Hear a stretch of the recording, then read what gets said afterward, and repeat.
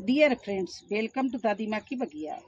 Friends, मिट्टी को कैसे रिचार्ज किया जाता है और कैसे मिट्टी को रिचार्ज करके सोना बनाया जाता है, आज मैं ये सब बताने जा रही हूँ अपने उन बिगिनर भाई बहनों को, बच्चों को जो अभी शुरुआत कर रहे हैं। उनको नहीं मालूम है, वो सोचते हैं मेरी, बहुत से लोग क्वेश्चन करते हैं मेरी मिट्टी ख़राब हो गई है, ये मिट्टी कहाँ से लाऊं, ये मिट्टी फेंक दूं। ऐसा कुछ नहीं है। मिट्टी को रिचार्ज करके हर मिट्टी को सोना बनाया जा सकता है। देखिए, अब मेरे पास में आपको उदाहरण दिखाएं। ये मेरे पास में मिट्टी बिल्कुल ठस है। अगर इसमें आप प्लांट लगाएंगे तो प्लांट हो सकता है सीड का जर्मिनेशन हो जाए, लेकिन इसमें उसकी रूट्स नहीं चल पाएंगी। देखिए, इसमें हम पानी डालेंगे तो पानी भी किनारे से सब नीचे चला जाएगा। इसमें इस मिट्टी में ये क्षमता नहीं है कि मिट्टी पानी को रोक सके। ये किनारे से जाके नीचे देखो निकलने लगा, यहाँ जाके निकल जाएगा और रूट्स सूखी रह जाएगी, मिट्टी सूखी रह जाएगी और ये पेड़ चलेगा नहीं, सूख जाएगा। इसको बोलते ठस मिट्टी। देखिए, तो ये मिट्टी हमारी ख़राब नहीं, इसको हम मुलायम, बिल्कुल अच्छी मिट्टी, रिच मिट्टी बना सकते हैं। जैसे देखिए, ये इस गमले में है, इसमें आप मिट्टी मुट्ठी भरो और ये खिल जाएगी।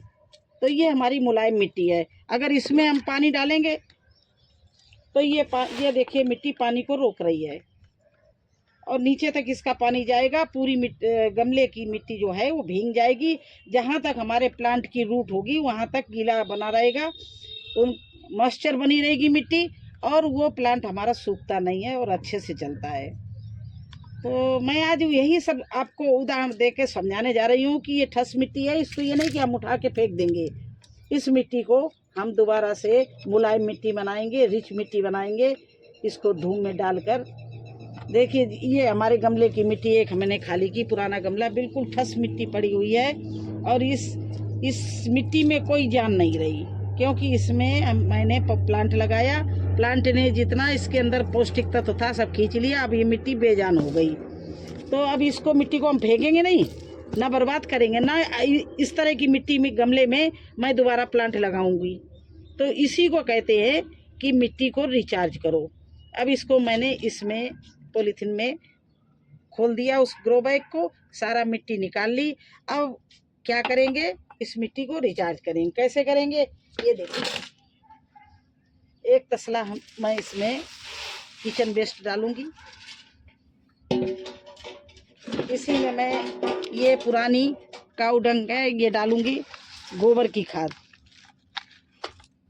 और इसमें ही मैं डालूंगी इस तरह से ये लकड़ी की राख। फिर इसमें डालूंगी, ये है नीम खली। इसके बाद में ये डालूंगी पोटास। पोटास किस लिए डालूंगी, बहुत से क्वेश्चन आ रहे हैं कि मेरे प्लांट में, लौकी में, तोरई में, फलाने में, टिकाने में, सब में फूल आ रहे हैं लेकिन फल नहीं आ रहे, झड़ रहे हैं। तो ये पोटास क्या करती है, ये पौष्टिक तत्व भी देती इसमें होते हैं और ये फूल और फल को रोकती है, झड़ने नहीं देती है। अगर नहीं आपके प्लांट में फूल आ रहे तो फूल भी आएंगे, और फूल आएंगे तो झड़ेंगे नहीं, रोकेंगे। इसलिए इस पोटास को भी इसमें मिला दिया। इस तरह से इसमें थोड़ा सा हम ये चींटी का पाउडर भी डालेंगे, क्योंकि गर्मी और बरसात में चींटियाँ बहुत निकलती हैं, तो ये भी डालेंगे। और इसके बाद में इसमें डालेंगे हम चूना मिला हुआ है, इसमें राख ही हमने पहले दोनों चीज़ें मिला के रखी थी, ये भी डाल देंगे। तो ये चीज़ें डाल दी। अब इसको हम इस तरह से मिला के और इसको छोड़ देंगे, 2 दिन के लिए धूप में छोड़ देंगे और मिट्टी को फोड़ भी देंगे और इसको मिला भी देंगे। इस तरह से इसको मिट्टी को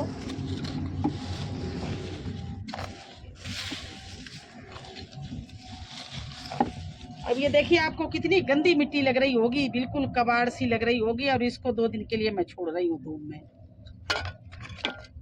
अब देखिए, मैंने इसमें 2 दिन की धूप लगा दी, और 2 दिन बाद फिर क्या करेंगे, ये इस तरह से मिट्टी को हम छान लेंगे।